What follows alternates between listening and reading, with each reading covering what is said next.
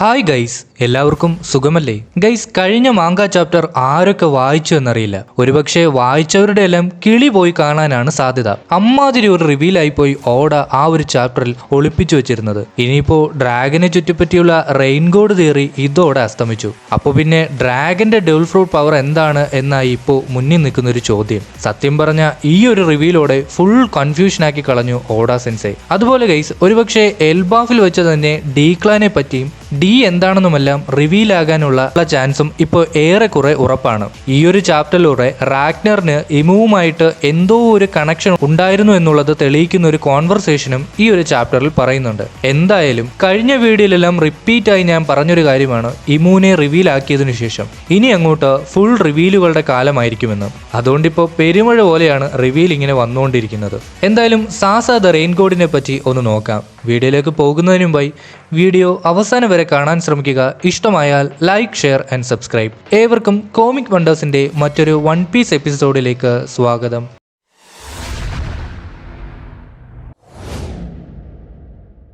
കഴിഞ്ഞ വീഡിയോയിൽ ഞാൻ പറഞ്ഞിരുന്നൊരു കാര്യമാണ്, സൺഗോഡിന് പുറമെ ഇമുവിനെ നേരിടാൻ അതേ ശക്തിയുള്ള മറ്റൊരു പവർഫുൾ ക്യാരക്ടർ തന്നെ എൽബാഫിൽ എത്തേണ്ടി വരുമെന്നുള്ളത്. ഇപ്പോൾ അതിന് ഉത്തരമെന്നോണം നമ്മൾ ഇത്രനാൾ കാത്തിരുന്ന റെയിൻഗോഡിനെ ഓഡ അവതരിപ്പിക്കുകയും ചെയ്തു. ഇതോടുകൂടി എൽബാഫിനെ ഇനി ആര് രക്ഷിക്കുമെന്നുള്ള ഒരു ചോദ്യത്തിന് ഏകദേശം ഉത്തരമാവുകയും ചെയ്തു. ഇനി സാസ ദ റെയിൻകോഡിനെ പറ്റി നോക്കിയാൽ വൺ പീസിലെ 4 ദൈവങ്ങളിൽ ഒരാളാണ് സാസ. സ്കൈപ്പേ ആർക്കിലൂടെ ഷാന്തിയാൻസ് ആരാധിക്കുന്ന 4 ഗോഡ്സിൽ ഒരാളായതിനാൽ ഇപ്പോഴുള്ള റെയിൻകോഡ് 800 വർഷങ്ങൾക്ക് മുമ്പ് ജോയ് ബോയുടെ സപ്പോർട്ടർ ആവാനും ഇമുവിനെതിരായി പ്രവർത്തിച്ച വ്യക്തിയുമാകാനാണ് ചാൻസ്.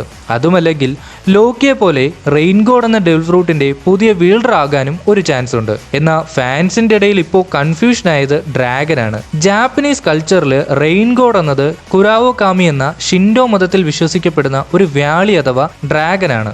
ഈസ്റ്റ് ഏഷ്യൻ കൾച്ചറുകളിൽ വ്യാളി സ്വരൂപങ്ങൾ ഏകദേശം കൈഡോയുടെ ഡ്രാഗൺ ഫോം പോലെയാണ്. ഇതേ രീതിയിലുള്ള ഒരു ഗ്രീൻ ഡ്രാഗൻ ആവാനാണ് ഇനിയിപ്പോ മങ്കിഡി ഡ്രാഗന്റെ ഡെവിൾ ഫ്രൂട്ട് പവർ എന്നും പറയപ്പെടുന്നു. അതുപോലെ സാസ ഒരു ഫീമെയിൽ ഗോഡ് ആയതിനാൽ ഇപ്പോൾ മറ്റൊരു ഫാൻ തിയറി കൂടി കുത്തിപ്പൊക്കിയിട്ടുണ്ട്. വേറൊന്നുമല്ല, ലൂഫിയുടെ അമ്മയാണോ സാസ എന്നുള്ളത്. ഇനിയിപ്പോൾ ടോക്കിയെ പോലെ തന്നെയാണ് സാസ എങ്കിൽ അതും ഒരു പക്ഷേ ഒരു വമ്പൻ ട്വിസ്റ്റ് തന്നെയാവും. ഇനി ഇങ്ങനൊരു തിയറി വരാൻ തന്നെ കാരണം സാസയുടെ ആ കണ്ണുകൾ തന്നെയാണ്. നിങ്ങൾ ആ കണ്ണുകൾ ശ്രദ്ധിച്ചോ എന്നറിയില്ല.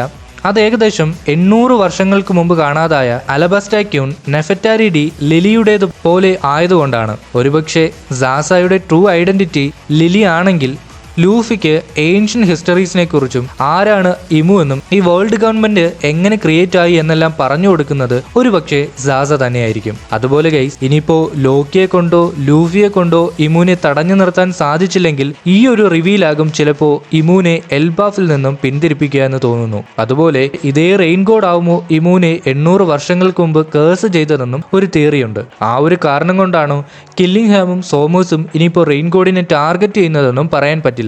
അതുപോലെ സാസയുടെ പവർ തന്നെ റെയിൻ ആണ്. ഇത് ഇമുവിനെ സംബന്ധിച്ച് വലിയൊരു ഡിസഡ്വാൻറ്റേജ് ആണ് തന്റെ പ്ലാനിൽ ഉണ്ടാക്കുക.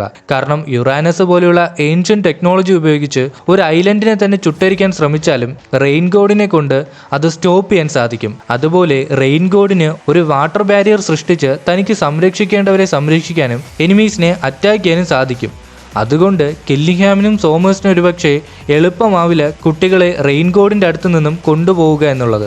എന്തായാലും റെയിൻകോഡിന്റെ പവേഴ്സിനെ പറ്റിയും ആരാണ് സാസ എന്നുള്ളതും ഇനി മുന്നോട്ടുള്ള ചാപ്റ്ററിലൂടെ നമുക്ക് മനസ്സിലാകാൻ സാധിക്കും. സത്യം പറഞ്ഞാൽ ഈ ഒരു ചാപ്റ്റർ വളരെ വലിയൊരു ട്വിസ്റ്റ് തന്നെയായിപ്പോയി. അതുകൊണ്ട് തന്നെ ഈ ഒരു ചാപ്റ്റർ നിങ്ങൾക്ക് എത്ര പേർക്ക് ഇഷ്ടമായി എന്ന് ഒന്ന് കമൻറ്റ് ചെയ്യുക. അതുപോലെ നിങ്ങൾക്ക് ഇതിനെപ്പറ്റിയുള്ള തിയറികളും അതുപോലെ നിങ്ങൾക്ക് ഇതിനെപ്പറ്റിയുള്ള തോട്ട്സും എല്ലാം ഒന്ന് കമൻറ്റ് ചെയ്യാൻ മറക്കരുത്. എന്തായാലും വീഡിയോ ഇവിടെ വെച്ച് അവസാനിപ്പിക്കുകയാണ്. വീഡിയോ ഇഷ്ടമായാൽ ലൈക്ക്, ഷെയർ ആൻഡ് സബ്സ്ക്രൈബ്.